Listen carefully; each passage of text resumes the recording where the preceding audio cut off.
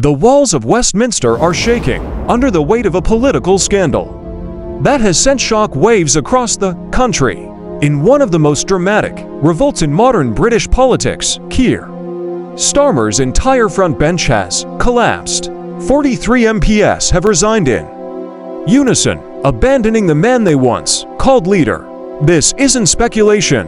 It's happening live. The Labour Party, once a symbol of transparency and integrity, is now embroiled in a scandal so deep it threatens to destroy its foundations. The trigger, a $22 billion financial conspiracy involving secret contracts, personal enrichment, and a cover-up that even Starmer's most loyal allies couldn't ignore. Whispers of unusual spending and undisclosed contracts had circulated for weeks, but this morning, social media and news outlets erupted with resignation letters from senior shadow ministers. It began as a few departures, but escalated into a full-scale rebellion. The resignations were accompanied by hard evidence, signed documents, leaked emails, and financial records, all pointing to massive misuse of public funds. The scandal centers on £22 billion, allegedly funneled through private firms linked to Star's donors and advisors. These firms received billions for consultancy and outreach. Yet, there's no public record of deliverables. One firm reportedly received £3.4 billion for digital messaging, but had no traceable output. Another was paid £1.2 billion for grassroots outreach, but produced no reports or data. Chaos engulfed Parliament. Backbench MPs stormed out of meetings, and 43 MPs signed a joint letter declaring Starmer unfit to lead.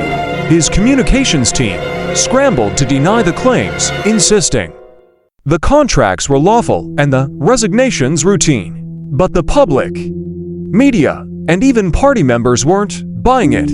Across the UK, Labour branches called for Star's resignation. Trade unions began pulling support. Hashtags like #LabourCollapse and #Where's the $222 billion trended online. Protesters gathered outside Parliament chanting "Not in our name."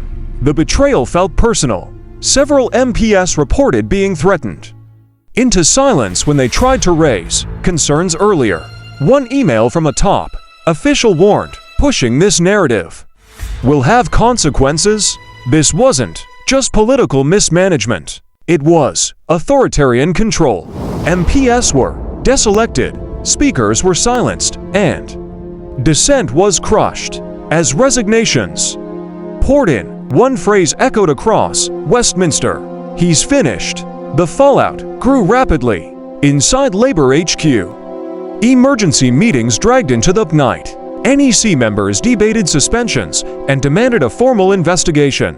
Documents showed repeat sign-offs on shady deals, some allegedly bearing Starmer's signature. Whistleblowers were reportedly expelled from meetings, further confirming fears of a deliberate cover-up.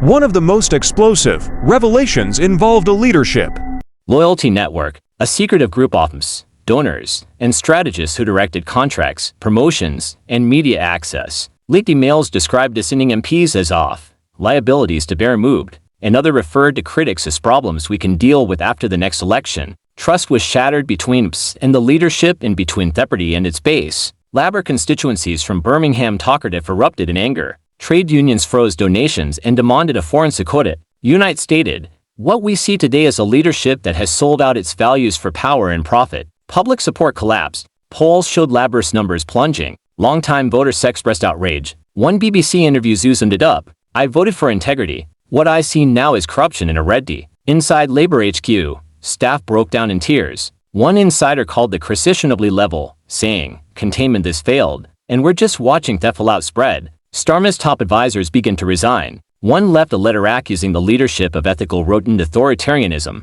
Legal teams were summoned, servers locked down, and whispers of police investigations grew louder. Still, Starmer refused to step down, issuing a brief defiant statement. "I've always acted in good faith and within the law." His denial only worsened the backlash. Within minutes, #resign Star surged in line. By morning, Labour stood leaderless, hollow, and adrift. Constituency offices shut down, de Northvold, staff quit, MPs defected. It was a collapse not just of leadership but of purpose. As internal documents continued to leak, a damning pattern emerged. Unelected advisory circle controlled policy, messaging, and money. Decisions bypassed formal structures filtered instead through private Zoom calls between corporate advisors and millionaire donors. Emails described the NIC as a rubber stamp, exposing how real power operated far from party democracy. In critical constituencies, local chairs considered disaffiliation. Councillors defected. Unions gave Labour a 72-hour deadline for an independent inquiry or risk losing all funding.